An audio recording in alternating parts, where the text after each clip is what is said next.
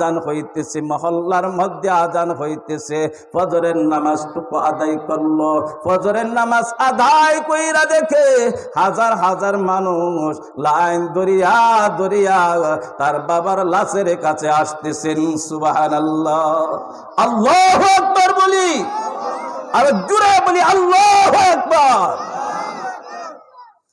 হাজার হাজার মানুষ পাহাড়ের গুহায় আসতেছে তার বাবার জানাজার মধ্যে শরীক হওয়ার জন্য। এই ছেলেটা লোকজনকে জিজ্ঞাসা করতেছে, কি ব্যাপার, আপনারা কোথা থেকে শুনলেন যে আমার বাবা পাহাড়ের গুহায় মারা গেছে? আপনাদের কাছে কে খবরটা পৌঁছাইয়ে দিল? প্রত্যেকটা মানুষ বলতেছে, আমাদের কানে কানে আসমানি আওয়াজ হয়ে গেছে, তোমরা যদি জান্নাতে যাইতে চাও অমুক বান্দার জানাজার মধ্যে শামিল হয়ে যাও। সুবহানাল্লাহ। বলতেছিলাম বন্ধু, আখিরি জামানার পয়গম্বর বিশ্ব নবী মুহাম্মদুর রাসূলুল্লাহ সাল্লাল্লাহু আলাইহি ওয়াসাল্লাম বলেছেন, মান সাল্লা আলাইয়া ওয়াহিদাতান সাল্লাল্লাহু আলাইহি আশরা। যদি তুমি একবার দুরূদ শরীফ তেলাওয়াত করো, আল্লাহ তাআলা তোমার উপরে 10টা রহমত নাজিল করিয়া দিবেন। শুধু তাই নয়, আল্লাহ তাআলা তোমার মান সম্মান ইজ্জত 10 গুণ বাড়াইয়া দিবেন। সুবহানাল্লাহ। এই বান্দা মাত্র দৈনিক 300 বার দুরূদ শরীফ তেলাওয়াত করত।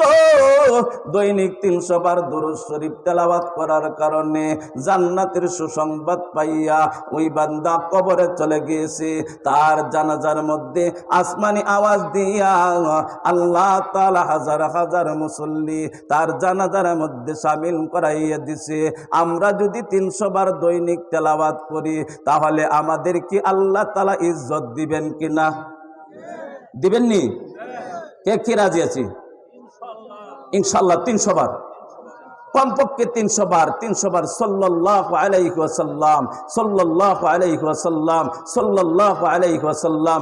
আল্লাহ তুমি তোমার সকল বান্দাদেরকে দুরূদ শরীফ তেলাওয়াত করার জন্য কবুল করিয়া নাও। সকলেই বলি আমিন। আরেকটা ঘটনা, একজন আল্লাহর ওয়ালি জাহাজ দিয়া যাইতেছেন। জাহাজ দিয়া যখন যাইতেছেন, এই জাহাজের মধ্যে বসে বসে সাল্লাল্লাহু আলাইহি ওয়াসাল্লাম, সাল্লাল্লাহু আলাইহি ওয়াসাল্লাম, সাল্লাল্লাহু আলাইহি ওয়াসাল্লাম এই দুরূদ শরীফ তেলাওয়াত করতেছেন। এই দুরূদ শরীফের আওয়াজটা শুনিয়া এই সাগরের বিশাল বড় একটা মাছ এই জাহাজের পিছু নিচে। সুবহানাল্লাহ। এই দুরূদ শরীফের আওয়াজটা শুনিয়া, ও বান্দা, আমরা আশরাফুল মাখলুকাত, এত দামি আমরা, আল্লাহ তাআলা আমাদেরকে এত দামি বানাইছেন। যত মাখলুক আল্লাহ তাআলা সৃষ্টি করেছেন, সমস্ত মাখলুকের মধ্যে সবচাইতে শ্রেষ্ঠ মাখলুক হিসাবে আল্লাহ তাআলা মানুষকে ঘোষণা দিয়েছেন। কথা বলেন ঠিক কিনা? আর আজকে আমরা এত দামি মাখলুক হইয়া একটা মাস আখিরি জামানার পয়গম্বর বিশ্ব নবী মুহাম্মদুর রাসূলুল্লাহ সাল্লাল্লাহু আলাইহি ওয়াসাল্লামের জন্য পাগল পারা, আর আমরা আশরাফুল মাখলুকাত হইয়া সেই নবীকে চিনলাম না। কথা বলেন ঠিক কিনা? আমরা চিনছি শুধু সুদ খাইব কিভাবে, আমরা চিনছি শুধু ঘুষ খাইব কিভাবে, আমরা চিনছি শুধু সন্ত্রাসী করব কিভাবে, আমরা চিনছি শুধু চাঁদাবাজি কিভাবে করব। কথা বলেন ঠিক কিনা? আমরা শুধু চিনছি দুনিয়া, দুনিয়া আর দুনিয়া, দুনিয়ার জন্য আমরা পেরেশান হয়ে গেছি। এই জন্য আখিরি জামানার পয়গম্বর বিশ্ব নবী মুহাম্মদুর রাসূলুল্লাহ সাল্লাল্লাহু আলাইহি ওয়াসাল্লাম বলেছেন, মান সাল্লা আলাইয়া ওয়াহিদাতান সাল্লাল্লাহু আলাইহি আশরা। একবার দুরূদ শরীফ তেলাওয়াত করবা, আল্লাহ তাআলা তোমার মাথার উপরে 10টা রহমত নাজিল করিয়া দিবেন, 10 গুণ ইজ্জত মান সম্মান তোমাকে দুনিয়ার মধ্যে আল্লাহ তাআলা বাড়াইয়া দিবেন। সুবহানাল্লাহ। বলতেছিলাম একজন আল্লাহর ওলি জাহাজের মধ্যে বৈশা সাল্লাল্লাহু আলাইহি ওয়াসাল্লাম এই জিকির করতেছিল। এই জিকিরের আওয়াজটা পাইয়া সাগরের একটা মাছ এই জাহাজের পিছু নিতেছে। যাইতে যাইতে এমন একটা জায়গার মধ্যে চলে গেছে, জেলে তো সাগরের মধ্যে আছে। এই জেলে দেখিয়া মাছটাকে দেখিয়া সে আফসোস করতেছে, হায় রে, এই মাছটা যদি ধরতে পারতাম আমার জিন্দিগির মোড় ঘুরিয়া যাইত। বিশাল বড় একটা মাছ। এই জেলে জাল মারা শুরু করলো। এই জাহাজের সাইডে যাইয়া ছোট্ট নৌকা দিয়া জাল মারা শুরু করলো। এই জালের মধ্যে মাছটা আটকা পড়ে গেল।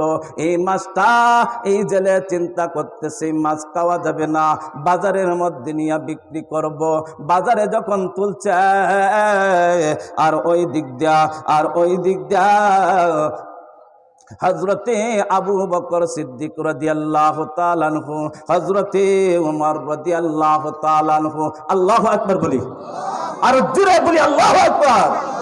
হযরতে আবু বকর সিদ্দিক রাদিয়াল্লাহু তাআলা আনহু, হযরতে ওমর রাদিয়াল্লাহু তাআলা আনহু দুইজনে মিলিয়া বাজারে যাইতেছে আর গবেষণা করতেছে।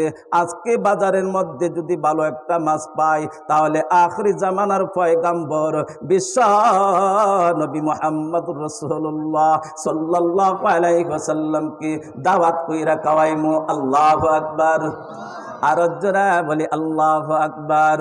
হযরতে আবু বকর সিদ্দিক রাদিয়াল্লাহু তাআলা আনহু, হযরতে ওমর রাদিয়াল্লাহু তাআলা আনহু দুইজনে মিলিয়া যখন বাজারে গেলেন, বাজারে যাইয়া দেখে ঘুরতে ঘুরতে বাজারের মধ্যে যাইয়া দেখে বিশাল বড় একটা মাছ এই বাজারের মধ্যে উঠছে।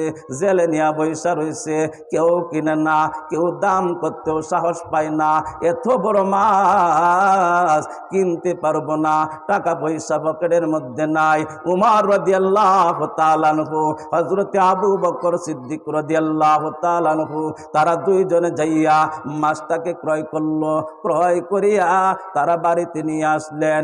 আবু বকর সিদ্দিক রাদিয়াল্লাহু তাআলা আনহু তার বিবি জানকে বললেন, আজকে মাছটা সুন্দর করিয়া কাটো, সুন্দর করিয়া কুটো, সুন্দর করিয়া কুটিয়া সুন্দর করিয়া বাজা করো।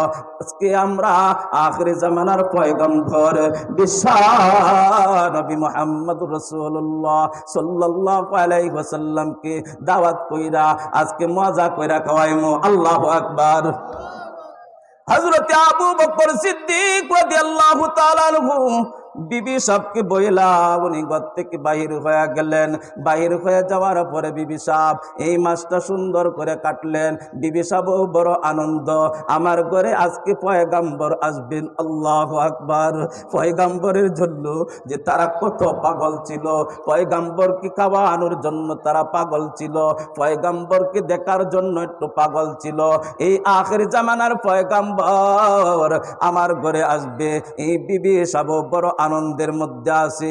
সুন্দর করে মাছটা কুটলো, বাজা করবে, বড় দামি দামি মশলা দিয়া মাছটারে মাখাইলো। এখন কড়াইয়ের মধ্যে তুলবে, আগুন ধরাইলো। যখন মাছটা কড়াইয়ের মধ্যে দিছে, মাছ দিতে দেরি হয়, আগুন বন্ধ হয়ে যাইতে দেরি হয় না। আল্লাহু আকবার। আর জোরে বলি আল্লাহু আকবার।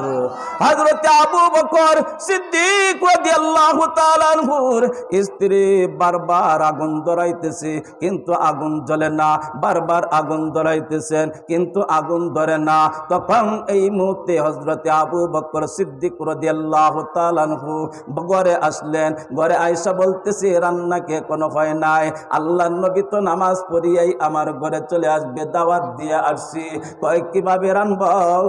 আমি তো মাছটা বারবার বাজা করার জন্য চেষ্টা করতেছি, বারবার আগুন ধরানোর জন্য চেষ্টা করতেছি, কিন্তু শুধু আগুন নিভিয়া যায়, আগুন তো জ্বলে না।